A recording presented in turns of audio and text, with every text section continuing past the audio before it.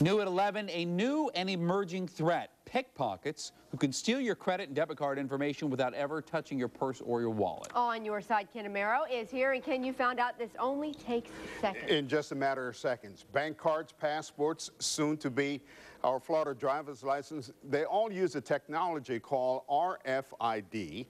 That's radio frequency identification. As we found out, it has given new life to an old-fashioned crime. You have an Amex, probably an Amex Blue card in there. Yep. Ends in 81003. Your Amex expires 9/13. It ends in 71006 for your PIP card. It can happen anywhere, in an urban shopping center like the Jacksonville Landing, or a sporting event like a baseball game. Is this a good thing or a bad thing? Bad thing. I hope so. Bad because it can happen right under your nose.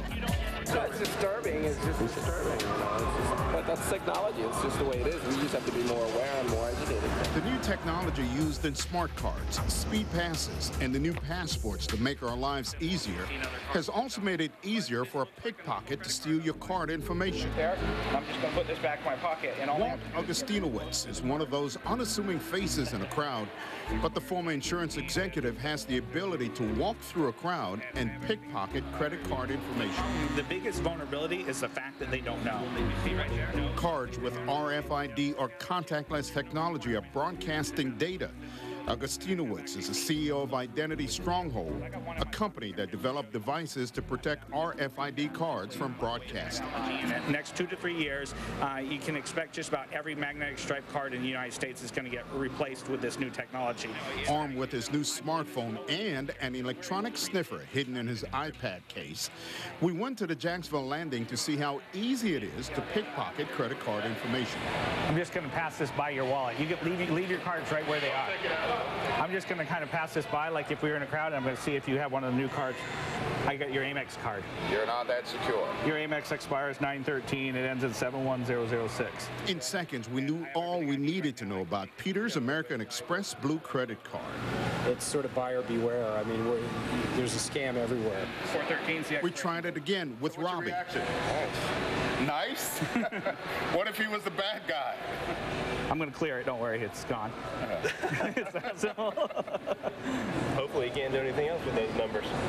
I could actually take what we just scanned, and we've actually done this with that type of card. We've taken that and put it on a hotel room key, walked in the store, and bought something with the mag stripe after scanning your information.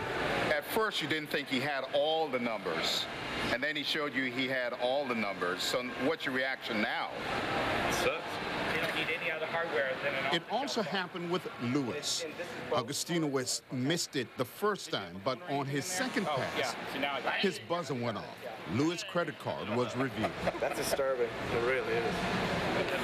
Augustinowicz said all it took was a card reader he purchased online, a battery, and a Bluetooth transmitter.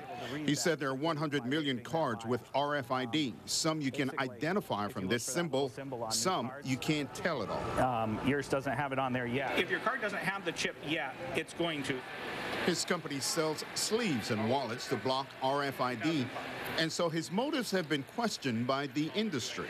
Now, your critics have said that this is all about selling your shields. And that's simply not the case. I actually developed the product to protect myself when I thought that we were going to have an ID card that had that technology in it. He said he's just trying to protect consumers. Augustinowicz believes as more card issuers turn to RFID, more consumers will become vulnerable to electronic pickpocketing. They're tremendously vulnerable simply because you got that wireless aspect and coupled with the fact that they don't know. And all they have to do is get this close to the card, and it just read my entire credit card number.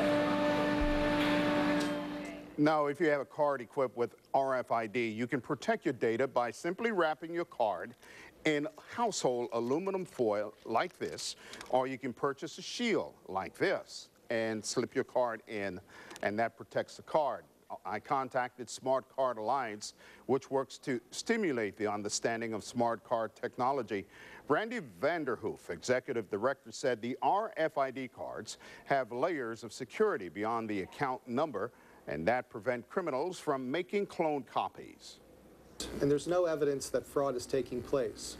The U.S. Secret Service, who investigates payment fraud, has gone on record saying that there's no evidence of any kind of fraud based on scanning of contactless credit cards. Now, Vanderhoof said if the card information is compromised under your card agreement, your liability is zero.